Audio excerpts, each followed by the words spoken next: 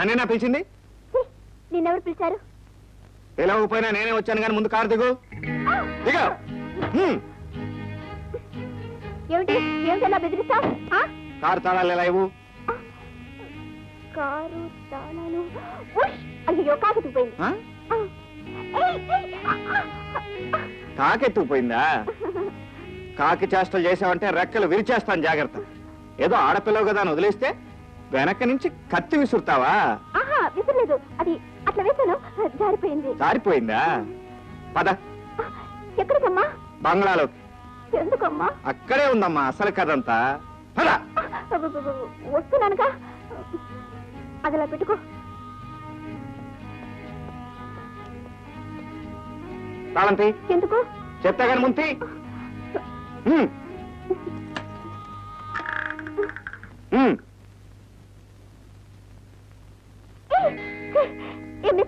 ఏమి ఉద్దేశం? ఉద్దేశం ఏమీ లేదు, నీ సంగతి మొత్తం తేల్చేద్దామని. మర్యాదగా నన్ను బయటకు వెళ్ళని, మా డాడీకి తెలిసి అంత చూస్తారు. నీ డాడీయే కాదు, వాడి డాడీ వచ్చినా నిన్ను ఇక్కడి నుంచి రక్షించలేడు. డ్రైవర్ అమ్మా. డ్రైవర్ అమ్మా? డ్రైవర్ ఏమిటి ముసలంలాగా? నా పేరు సరోజ. ఏమిటిది?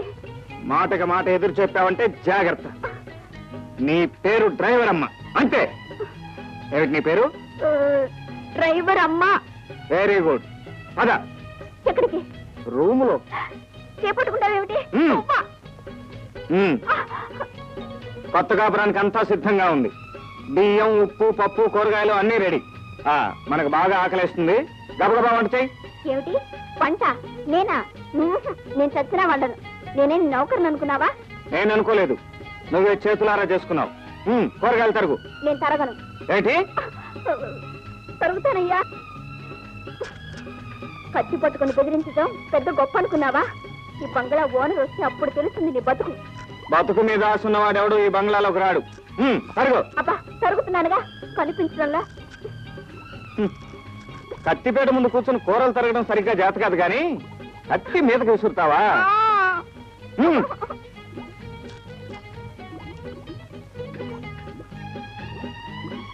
ఏంటి ఎవరమ్మా, వంట అయిందా? కళ్ళకు కనిపించడంలా. ఏమిటి ఇంత ఆలస్యం? ఉడుకుతోందిగా, కావాలంటే నువ్వు అందులో కూర్చుని ఉడుకు. ఓ డ్రైవరమ్మా, నీకు పవర్ బాగా ఎక్కువైపోయి నాలుగు బండబారిపోయింది. ఆ నాలుగు 2 అంగుళాలు చెక్కేస్తే చిలక పలుకులు పలుకుతావు, అవునా? అబ్బా, లతా మంగేష్కర్ కంఠంలా ఉంది. కానీ కానీ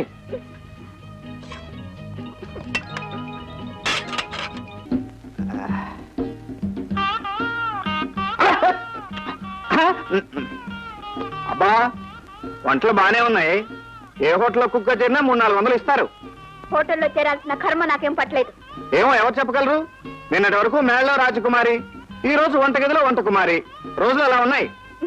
ఏది ఆ కూర ఇంకా తగలై.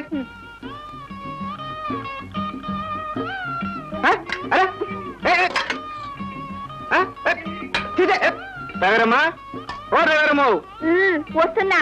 పరా ఇంటికి వచ్చి తేరగా ఫోన్ చేసినప్పుడు అంట్లు తోమేసి వెళ్తే న్యాయం.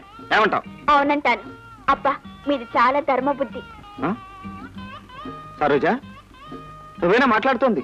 ఏదో తెలియక తొందరపడ్డాను గోపి, మర్చిపో గోపి. మై గాడ్, ఎంతలో ఎంత మార్పు. సరోజా, ఈ అంట్ల గిన్నెలో ఏదో మహత్యం ఉండి ఉంటుంది, అల్లావుద్దీన్ అద్భుత దీపంలాగా. నువ్వు రోజు ఇలా అంట్లు తవ్వుతూ ఉండు, నీలో ఇంకా ఇంకా మార్పు వచ్చేస్తుంది. చాలండి, కొంచెం చింతపండు ఇస్తారా? చింతపండా? ఎన్నో నెలలు నీకు? చిచ్చి, అంట్లు తోమడానికి చింతపండు అక్కర్లేదా ఏమిటి? తెచ్చి పెట్టరు. అలాగే అలాగే.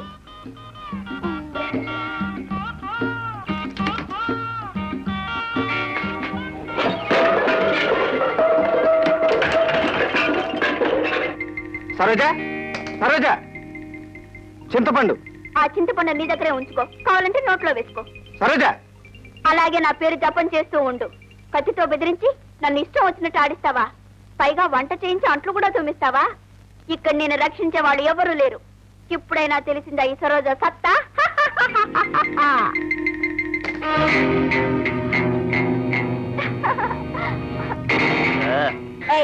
ఏమిటి పొడుతులు పట్టే మొహన్ నువ్వు?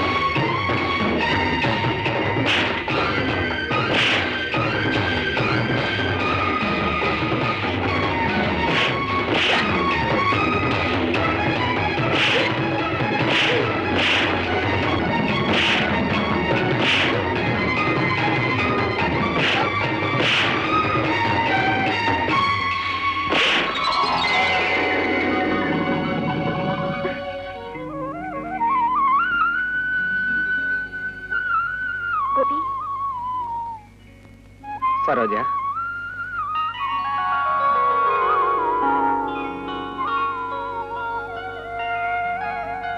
Gopi, Saroja. Good evening sir. పిలిచారట? మేనేజర్ మీరేనా? ఈ ఊళ్ళో మా పేరు మా లెవెల్ మీకు తెలుసు కదా. అయ్య బాబు, మరి ఇష్టం వచ్చినట్టు అందరూ లోపలికి వచ్చి రిఫ్రెష్ బాగా మందు కొట్టేసి ఓవర్ అయిపోయి న్యూసెన్స్ చేసేస్తే మాకు కుదరదు. అదే అదే ఉండదండి. 2 స్పెషల్ చికెన్ పంపు. అలాగేనండి. మన ఇద్దరు స్నేహం ఈ విస్కీ సోడాలాగా ఎప్పుడు కలిసి ఉండాలి. కుదరదు. అన్ని ఉప్పుడు పిండి ఉప్మానాలు. విస్కీ పూలను సోడా అదే అలాగే. అవునరా, విస్కీలో పొగరుంది, సోడాలో పొగరు. దాని బలం దాంది, దీని అంతుంది. ఎంత చక్కగా చెప్పారా మందని తన్ని. అవునే మాట. ఆ మహేంద్ర ఇంట్లో నువ్వు పెట్టిన ఆ పిల్ల సోడా పేరేంట్రా? గౌరీరా. పెట్రమేసలాడు పిల్ల. రేపే 2 పట్టు శారీస్ పంపించేస్తా. దాని జోలికి వెళ్ళామంటే నేను మర్ర దక్కదు. దాన్ని నేను ప్రేమించాలనుకుంటున్నాను. నువ్వు ఇంకా అనుకుంటావా? నీది నేల తక్కువ ప్రేమ, నాది నిండు ప్రేమ. ఈ సీసా మీద చేసి చెబుతున్నాను. ఆ గౌరి గనక ఎస్తంటే గుండు గీయించేస్తా. ఏంటి గౌరీ గుండు గీయించేస్తా? అదో మాటలు. గౌరీకి గుండు గీస్తాను. తమ్ముడు, ఎవరి నుంచి నువ్వు నాకు అన్నగారితో సమానము చెబుకోవచ్చు.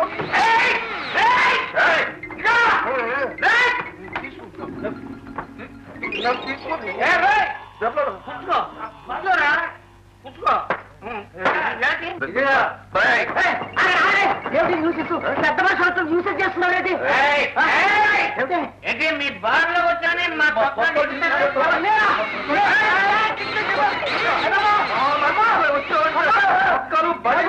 ఎవరో పంపిస్తారు.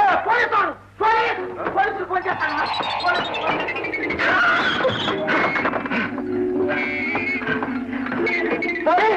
పోలీసులు అంటాడేటాడు. మనల్ని అవతారంలో చూస్తే పోలీసులు బాధపడిపోతారు. వెళ్ళిపోదాం. వెళ్ళిపోదాం. Good night. Good night everybody. Manager గారు, సార్, ఫ్యాక్టరీ నుంచి సరుకంతా జాగ్రత్తగా తీసుకొచ్చారా? చిత్తంకేశ్వరరావు గారు, మీరు చెప్పినట్టు మహేంద్ర ఫ్యాక్టరీ వెనక నుంచే తీసుకొచ్చాం. గాడ్. భుజంగం, సరుకంతా దిగ్గానే వాటి మీద ఉన్న మహేంద్ర లేబుల్స్ తీసేసి మన లేబుల్స్ అతికించు. జాగ్రత్త, ఎవరికి తెలియకూడదు. అలాగే వెళ్ళి. ఇదిగో మీ కమిషన్. సార్, కిందటిసారి కంటే ఈసారి ఎక్కువ సరుకు తీసుకొచ్చాం. ఇప్పుడు ఇదేనా? కంపెనీ కొత్తది కదా, కాస్త పేర్లోకి రానివ్వండి, నేనే పెంచుతాను. వెళ్ళి మీ పని చూసుకోండి. Okay sir. నమస్కారం అండి కమిషన్. నేను కూడా రా. అరే, ఇదేమిట్రా ఇలా ఊడిపడ్డారు? ఈ బట్టలు ఏమిటి, వాలకం ఏంటి? మళ్ళీ విస్కీ దాకా ఏమైనా గలం చేశారా? మా తాగుడు మాటకేం గాని ఏమిటి తతంగం అంతా మాతో చెప్పకుండా? మాకు తెలియకుండానే రహస్యంగా ఒక కంపెనీ పెట్టి మహేంద్ర గారి సరుకంతా అమ్ముకొని నువ్వు ఒక్కడగా దిగమింగుతున్నావా నాయన? న్యాయం ధర్మం అంటే ఇదేనా కేశవా? ఇంతకంటే మిత్రద్రోహం ఉంటుందిరా. అయిందా మీ తాగుడు పేలాపన? ఇందులో ధర్మం లేదో అధర్మం లేదురా. ముందుగా చెప్పడం దేనికి, సరుకంతా మింద్రో చెబుదాం అనుకున్నాను. ఈలోగా మేము చూసేశాం, వినేశాం. పాపం రే, మొత్తం ఈ సరుకంతా అమ్మితే ఏమాత్రం వస్తుందిరా? ఏమాత్రం వస్తుందిరా, 2 లక్షలు వస్తుంది. పాపం కేశవ మోమాటం మనిషి. ఇలా ఎంతకాలం నుంచి దిగమింగుతున్నాడో. ఏరా, పళ్ళన్నీ నీ తొక్కలు మాయిన. ఇదిగో అదేం కుదరదు గాని చెరువు 2 లక్షలు ఇచ్చే. 2 లక్షల? అదేం కుదరదు, వచ్చిందంతా పంచుకుందాం. మరి అంతకు ముందు వచ్చిన లాభాల మాట? అంతకుముందు ఏమిట్రా? మేమంతా వినేశామయ్యా, ఇంక నువ్వేం దాచకు. ఇప్పుడు వచ్చింది సగం సరుకు, మరి దాని కింద ఇంకా ఎన్ని కిందలు ఉన్నాయో, ఎన్ని లక్షల లాభం వచ్చిందో ఆ సంగతి కూడా తెలుసు. సరేరా, చెరొక 1 లక్ష తీసుకోండి. గొప్ప దానం చేసావు గాని బేరం అంత గిట్టుబాటుగా లేదు. చెరువు 2 లక్షలు ఇచ్చే. ఇచ్చేయి. చెరొక 2 నా వల్ల కదా. సరే, రేపటి నుంచి ట్రస్టీ కాగితాల మీద సంతకాలు పెట్టడం మా వల్ల కాదు. నావి 2 ఓట్లు, నీది 1 ఓటు. మరి మెజారిటీలో చేరతావో మైనారిటీలో చేరి మునిగిపోతావో ఆలోచించు. అరే, మరీ అంత పిచ్చి కుక్కలా వెళ్తావేట్రా? నిజంగా నా దగ్గర అంత డబ్బు లేదు. పోనీ ఒక పని చేయండి, ఆ వర్కర్స్ కాలనీ ఉందిగా, అది 5 లక్షలు చేస్తుంది. అది మీ ఇద్దరికి వచ్చేది చేస్తాను రా. అంటే నమ్మమంటావా లేకపోతే ఇందులో ఏమైనా మాయాబజార్ ఉందా? రాయ్, నా మాట మీద అంత నమ్మకం లేదేమిట్రా? అందుకేగా అడుగుతున్నాను. నిజంగా నమ్మండి, మీ ఇద్దరికి వచ్చేలా చేస్తాను రా. అలా అన్నావు, ఆరోగ్యంగా ఉంది. మన ముగ్గురం ఒకటి ఒకటి. ఏమిటి విశేషాలు? సరోజా, సరికొత్త పథకం వేశాను. ఏమిటి? ఈసారి వాడు చచ్చినా తప్పించుకోలేదు. ఎవరబ్బా? ఇంకెవరు? ఆ బద్మాష్ గోపి గారు. వాడిని నువ్వు మర్చిపోయావేమో కానీ నేను మాత్రం విడిచిపెట్టాను. నేను ఎలా మర్చిపోతాను? అసలే క్రిందటిసారి అన్ని చావు దెబ్బలు తిన్నావుగా, మళ్ళీ వెళ్ళటం దేనికి, దెబ్బలు తినటం దేనికి? బ్రతుకుంటే పడిసాకైనా తినొచ్చు. హాయిగా వెళ్ళి ఆ లారీలు డబ్బాలు ఆ పనులన్నీ చూసుకో. వెళ్ళమ్మా. అది కాదు సరోజా. లీడర్ గారు, బాబు గుర్తున్నారా? గుర్తున్నారు. నమస్కారం. నమస్కారం. బాగున్నా బాబు? కూర్చో. పర్వాలేదు బాబు.